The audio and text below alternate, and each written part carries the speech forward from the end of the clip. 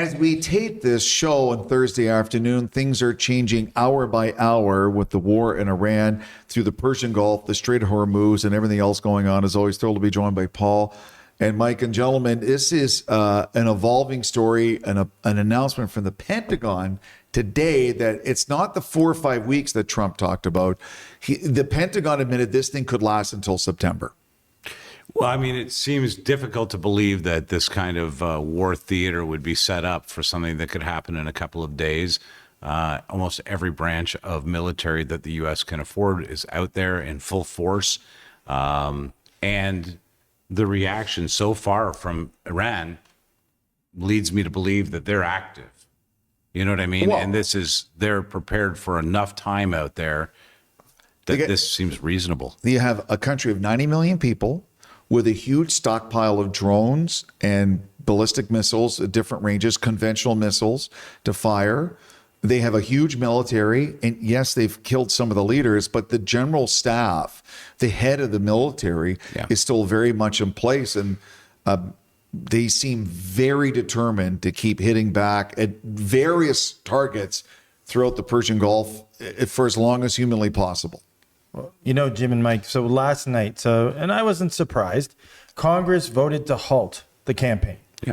Senate came out, and 47 to 53, Senate voted to continue. Right. So that's the way it went. It's very interesting because, you know, they're continuing in an environment where they only have so many days until the vote comes up to vote on funding in Congress to move forward after 60 days. Yeah, that's so we're now on a clock. That's right. Because they're spending minimum $1 billion a day in theater, in logistics, and weapons, and supplies, and fuel. It is a staggering amount of money, and I can understand why they're going to have a vote, because the rest of America is like, wait a second, we're going to run out of money. But it is interesting, Paul, how this operates, and it's new to me as a Canadian, and certainly somebody who's never been in wartime. First of all, has there been a declaration of war? Because the U.S. hasn't done that since World War II. I believe there was was it the first Gulf War in 91? No. Was there not? No, they've never declared war officially since World War II. Okay, I thought there was. Okay. That's an interesting point of order on this, because when the president stands in front of Senate or Congress with these military actions, they aren't an official declaration of war, and I wonder if that has an effect.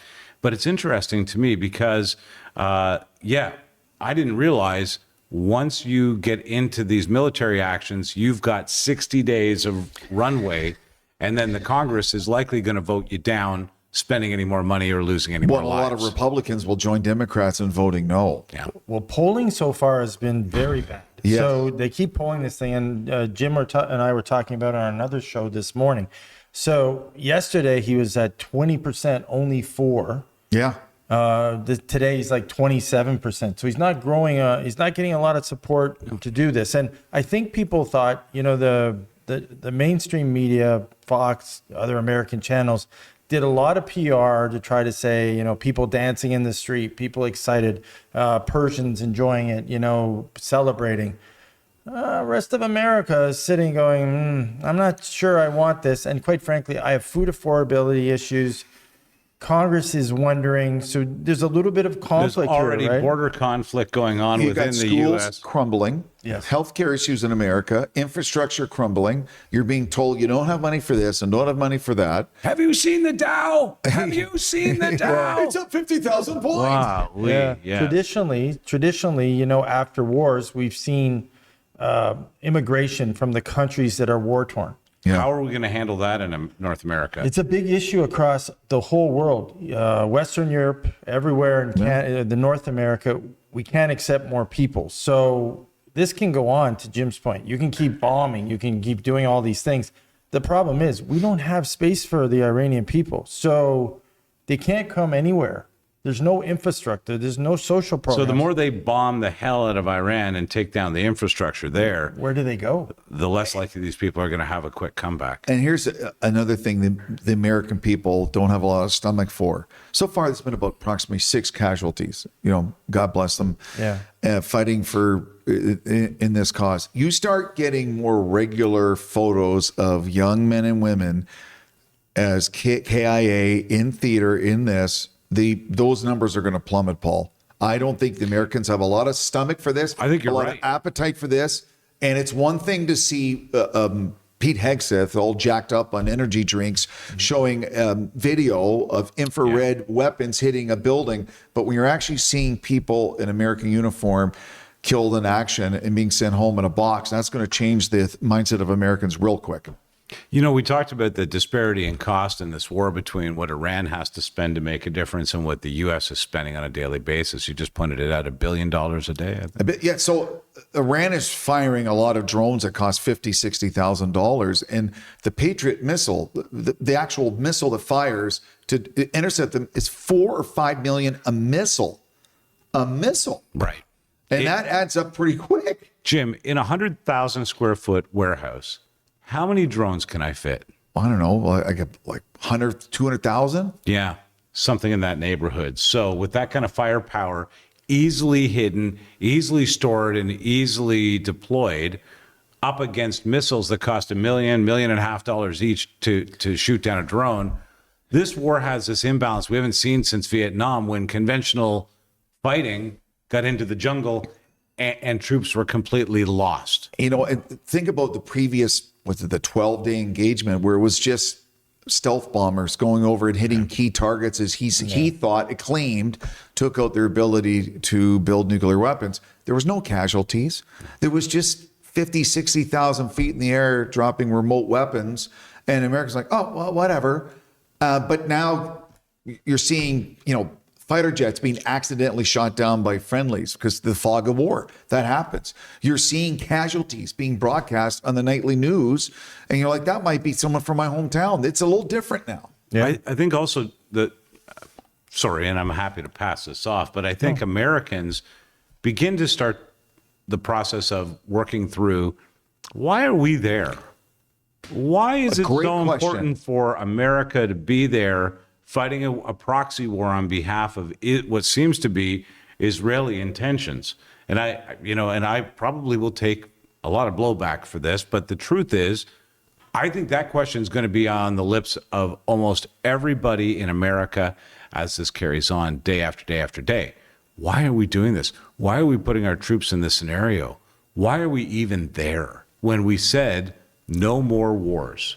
Well, that was, it's the case of nuclear weapons, of course. That was the mainstay of why they said. Then they wanted a change in government. Yeah, that was the big one, and we understand that. Listen, not a great guy. The leadership needed change, but quite frankly, at what cost and where are we going next? That's the challenge. Who are we getting now? He doesn't see, when you kill a guy's wife and his daughter and his father, and you leave and he's remaining to be in power, I'm sorry, that's not a good starting point. So if you're America, look, Israel, you want to do that? Okay.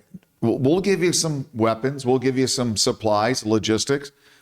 I wish you the best of luck. We're not sending thousands and thousands of our men and women over there to fight it with you. Or we'll give you support. You're on your own. But also, when the U.S. is there, they ramp up that war theater in a huge way. Well, yeah. That probably wouldn't be required otherwise, because there was no nuclear weapons. There was no bioweapons so far discovered. We've been told that they've taken out those operations. But the other thing is, we've heard this for 2 decades now, that they are 10 minutes away from a nuclear weapon, that they are enriching uranium to a military grade. For 20 years, guys. Did they just get to it last week and finally pull it off? Is that what happened? There's so many questions surrounding this thing. Jon Stewart was so brilliant at what he does, was at his very best this week. He's like, why the F is Congress and the Senate voting on Thursday when the thing started Saturday? Yeah. Well, what took them so long? Well, everything's out of order. Why? Right? Why? There are so many questions Americans at all levels want answered. Yeah. And and they can't get a straight answer out of anybody. But, it's interesting on your point of this could go to September. Originally, the thinking was it would be a short-term conflict. So they would quickly go in, they would take control of the leadership, they would eliminate any weapons. That's an easy spell for Americans. Right away, boom. Now it's looking like a different scenario based on this morning's announcement. And to top that all off, this being done in the middle where they, quite frankly, and it's happening right now and might happen before this show's over, they're finding out whether or not they can get funding back for the DOJ and for ICE and for all the other programs. So they have funding problems that the Congress, it looks like, based on last night's view, was going to shut down, which then steamrolls into a lack of security in the homeland, which back in the United States, which we heard today, quite frankly, there's a lot of statements going around on, we're going to go side for a minute, but on FIFA. Like, for example, the U.S. might not be hosting if today goes sideways. You're 100 days out from FIFA. If they can't get Congress back on board to secure it. Well, you already have European countries, Paul, who are so upset at ICE and what happened that there's a groundswell of fans saying boycott the World Cup. I saw that there is a movement on social toward media. That. Yeah. So now with this going on in Iran, and then there is a legit safety issue. You are the head of the Soccer Association, Football Association for pick the country. Are you comfortable sending your squad, your team, your coaches, and your thousands of fans from your country there when you know there could be a threat? That's a legit concern. Well, the interesting part, though, it then falls back. It looks like part of that will fall back to Canada. Yes. And then we might end up with 20 games, Jim. But I mean, the amount of games that are played during the World Cup, the logistics of figuring out how many games Vancouver and Toronto could realistically handle, it could be 20, 25, 30. I don't know, because they were being spread at stadiums all around North America. But then think about this for a minute. And this is our original shows, right? Number one, we're 100 days out. We're still scrambling. I'm just talking about Toronto right now. I haven't taken a look recently out west, but we're scrambling towards getting there to be ready. Roads, hotels, everything like that. Yeah, we're struggling a little. Then we'd have to sketchy stadiums.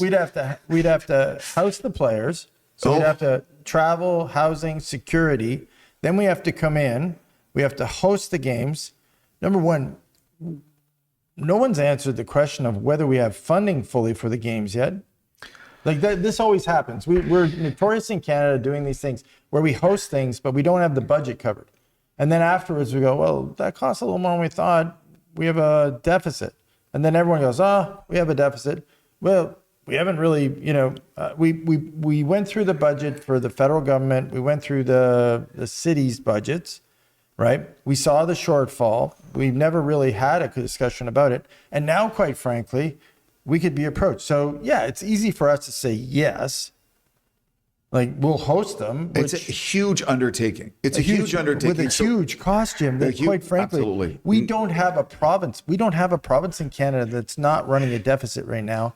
From a federal perspective, it looks like we're surpassing our $78 billion in deficits. We're blowing through it. Oh, yeah. Especially with gas. But Paul, if it looks like at any cost we can be the good guys and save FIFA, we're going to take on that role. But that's a bigger, you raise great points. This is the big picture thing, the domino effect of what's going on. Here we are in March, and we're wondering whether or not, are they going to be able to stage World Cup games in America in June? So think about everything coming up in spring and summer, and all the events and all the big events and all the gatherings. And can you travel? I just saw a report in Australia where people were spending thousands and thousands of dollars over the ticket cost to get their family out of Dubai back to Melbourne. Yeah. And that's a huge concern there's still a lot of people stuck in different Gulf states in the Persian Gulf. Guys, just veering back to the Pentagon this morning, it occurred to me as you were talking about it, Paul, that that was or whoever brought it up, that announcement, it almost flies. This is interesting because to me, it's the military flying in the face of the president at that moment. He told you weeks, we're telling you months. And I wonder, if I was the president, I'd be like, I told them days. Why are you, I'd be furious that the military was telling the truth. But if they I was Trump. They do it in a scientific mathematical formula. Yeah. They're like, oh, we realize what we're dealing with. This is our enemy, and this is like it's not going to be done in this amount of time. They're just being truthful. Right. Well, but it's interesting. So that's a good point.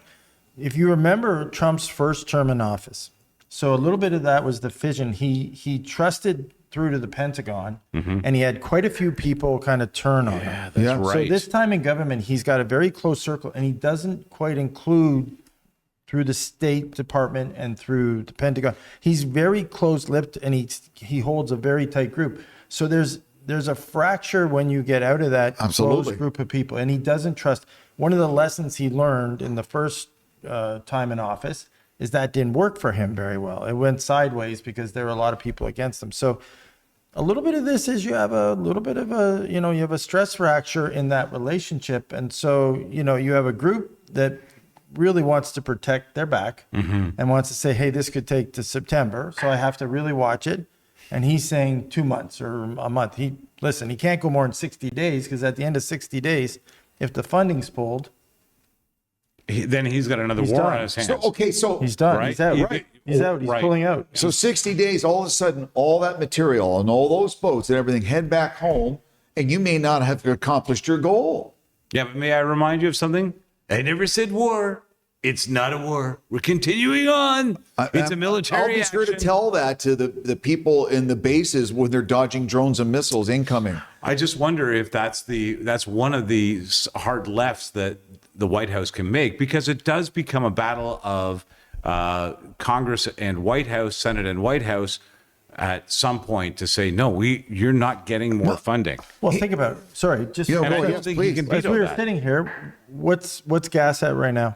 Oh, I mean, 140? They said Brent crude is trading at about $85 dollars a barrel. Yeah, 185 up from 165. Yeah. Yeah, we were already doing the math. Like we're shooting up now. We are preparing for 150, 160 a liter right now. Yeah, And then next week, maybe more. Yeah. So we're on that. We're cruising up.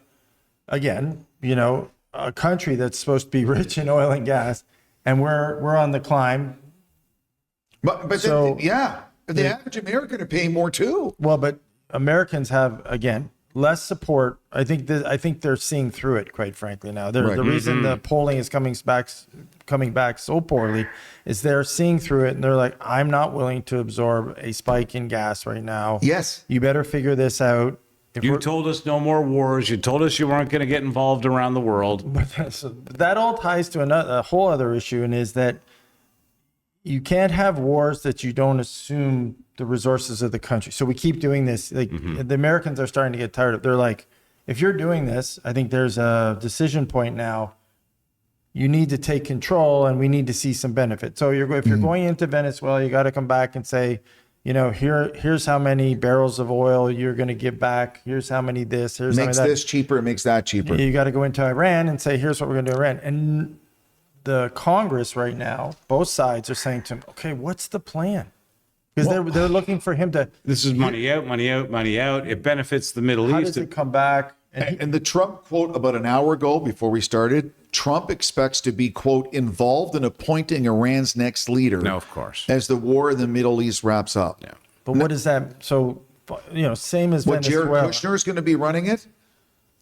I mean, so But that is that to me is the quintessential point that they're looking when they're saying we need a plan for what happens after. I think what Congress is saying to him is, are you going to take control of this? And is this going to help us as a country? Because you really need to tell what's us the now. history of America doing that? It's very, very poor. It is. If you look at the last 100 years, every time they've tried something like that to install a leader, it's blown up in their face. Iraq, Afghanistan.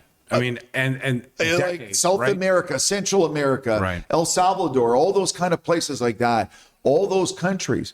And we're talking about a massive country that borders Pakistan and India. Like it's 90 million people. It's not like a small country with 1 million people, an island. This is not that easy to take control and govern.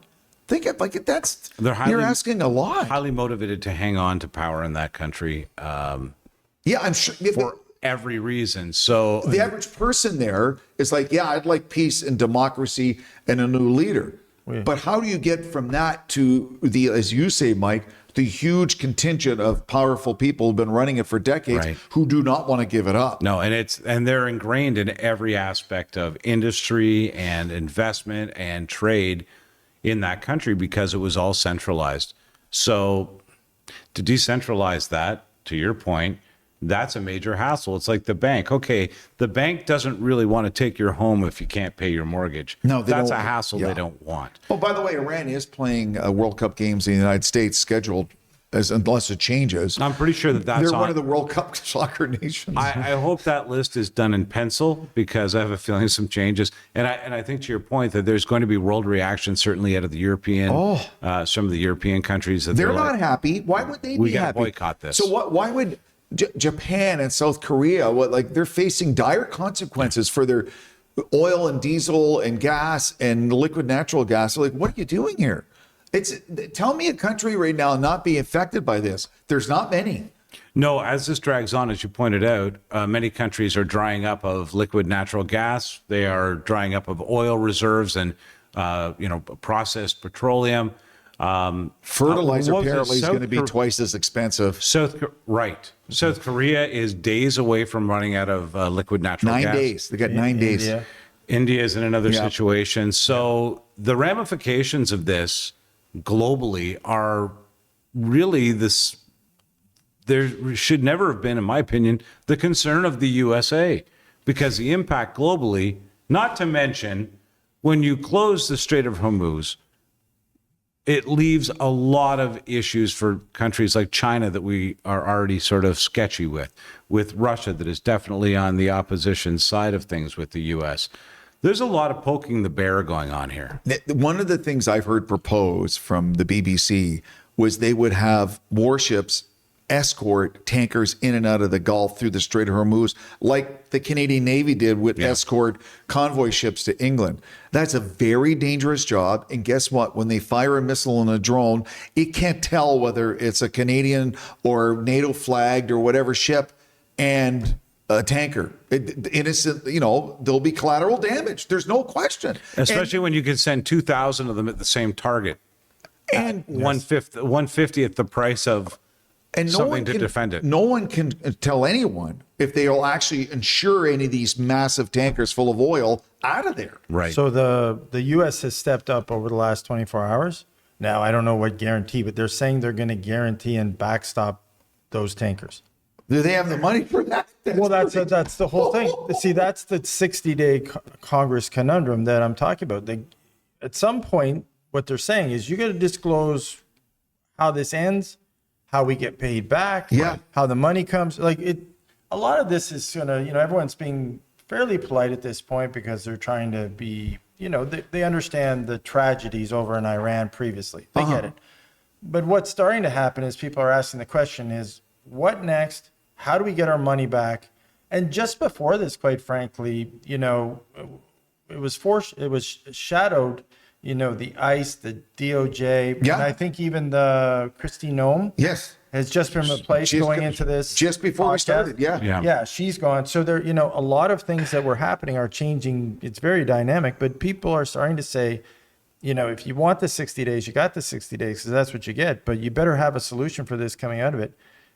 And right now, we don't know what that is. And quite frankly, I think that's going to wind up being differently than I think the next shock we're going to get is his announcement of what they're going to do. Because I think these are the unfortunately, he's getting pushed into a corner. He's got to make some decisions of how they get their money back. And therefore, they're going to be a little surprised of the outcome of what Iran looks like going forward. So I think maybe a lot of people jumping on and being excited, good for them. I know the dictator's gone. But now reality's setting in. But there's a lot of reality here that I think a lot of people need to understand and get their head around. It's going to be differently than what they think. Think about the last 60 days.